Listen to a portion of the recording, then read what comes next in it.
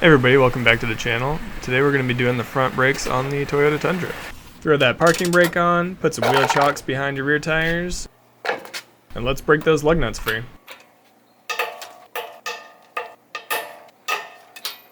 Next you're going to want to jack up by the front cross member.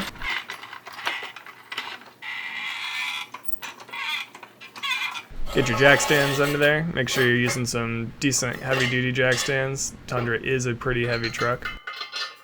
Slide those into position under the frame rail, and make sure you put it in the locking tab so they don't move on you. Next we're going to buzz off the lug nuts from the wheel.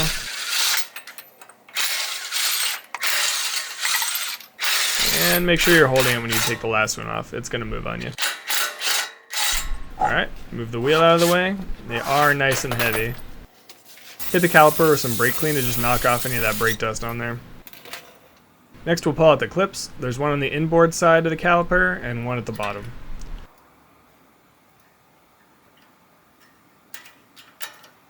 After you pull the clips out, those pins should just slide right out of the caliper.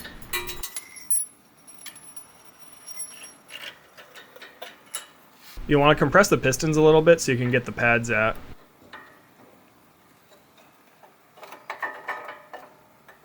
Pulling these pads out, I can see we're right at the squealer here.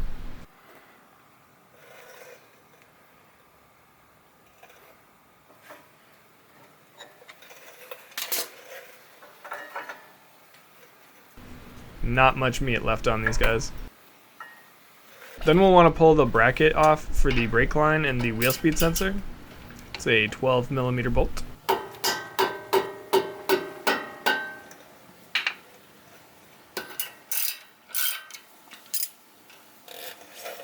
And we'll want to go ahead and disconnect the wheel speed sensor. It's a little bit of a pain. There's like a plastic cover over the tab that you actually have to push in so that you can remove it, as we see here. Next we're going to want to remove the wheel speed sensor bracket. It's in the most awkward place possible, and that's going to be held on with a 10mm bolt. So I'm putting some paint cans down. We're going to use that to rest the caliper on. Then we want to pull off the 19mm on the back of the caliper.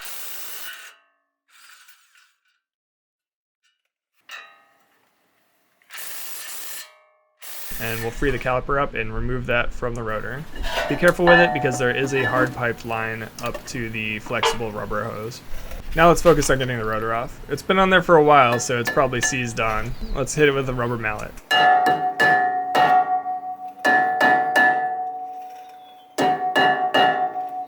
And that didn't work either. Let's get some bolts and we'll press it off the hub.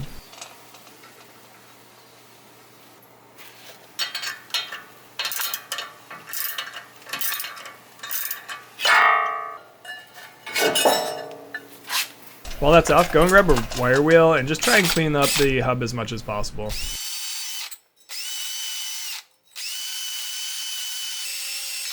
And hose that down with some brake clean.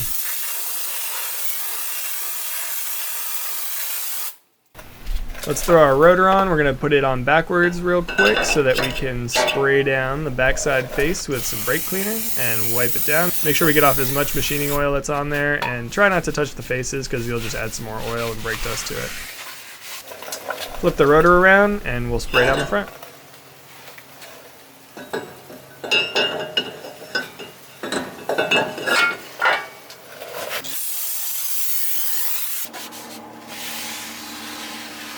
I threw on a lug nut here just to keep it in place while we work on the caliper. So I threw in an old brake pad and I'm going to use some C-clamps to compress the pistons back into the caliper. This would be the great time to have a brake pad spreader, but I don't have one yet. I'll order one for the next job.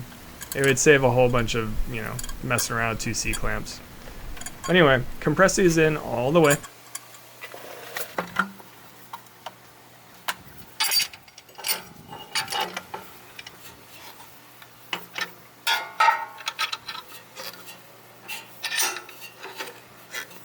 Once the pistons are fully compressed, you can remove the C-clamps and the old brake pads.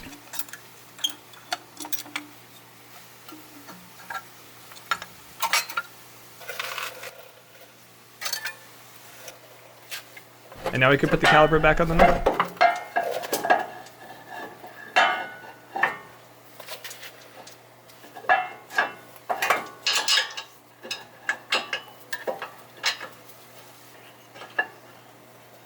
So I'm just buzzing these on right now, and we'll hit them with a torque wrench after.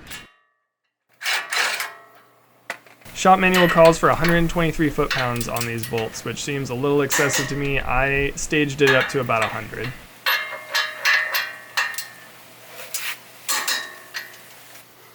Let's rehang our brake line bracket. And then grab our new pads. So the squealer was on the inboard side of the rotor. I'm going to replace them the same orientation. We're going to grab some caliper grease and we're going to spread that liberally on the back of the pad.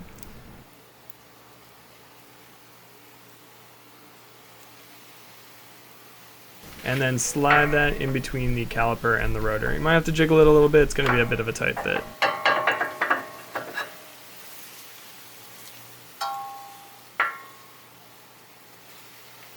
Make sure you avoid getting any of the grease on the rotor surface or the friction material of the brake pad.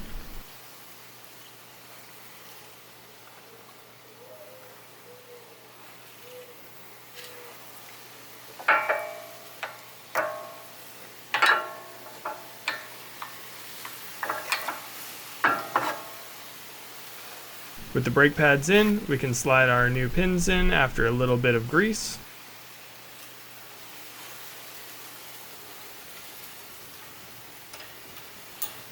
Might have to shimmy the pads around a little bit just so you can find the locating holes.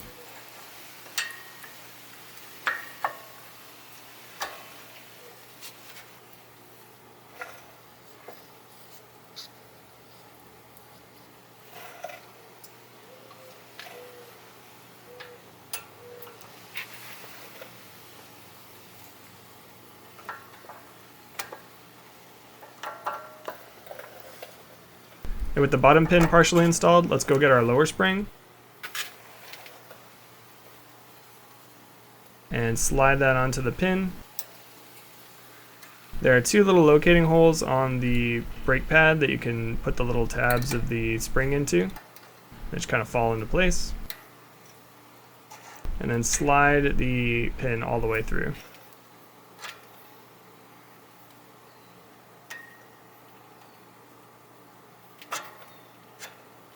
With both pins in, we can grab our inboard clip. Start on one side, it'll rotate the pin around to the correct orientation, and then just slide the other end into the lower pin.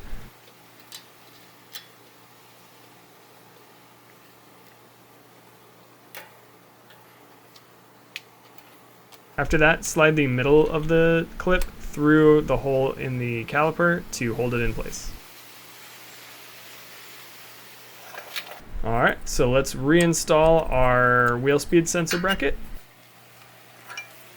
and reconnect our wheel speed sensor.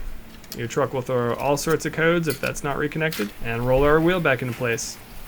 This is real fun because they're nice and heavy, but line up the studs as best as you can and just set the wheel onto the hub. Torque spec for wheels varies depending on the manufacturer, so look that up on yours. These are Toyota's aluminum wheels and they call for 97 foot-pounds. While I'm spinning these lug nuts on, let's talk about what you need to do before you go driving like normal. Make sure you pump the brakes as soon as you get in the truck, regain some of that brake feel, and then give it a few quick tests as you drive away. The last thing you want to do is find out you don't have brakes on the way down a hill. And then after that, you want to bed these brakes in. So you want to do some real heavy stopping from about 40-50 miles an hour without coming to a complete stop. As hard as you can without locking up the wheels. What that'll do is it'll create a nice mating surface between the new pads and rotor. Jack the truck up a little bit. Remove your jack stands, lower it down to the ground, and hit those lug nuts with the torque wrench. Once the wheels are all torqued, make sure you remove those chocks at the back of the truck. Hate to run over those. And just like that, you can go bed those brakes in and enjoy them like normal. Thanks for hanging out with me in the garage. I'll see you on the next one.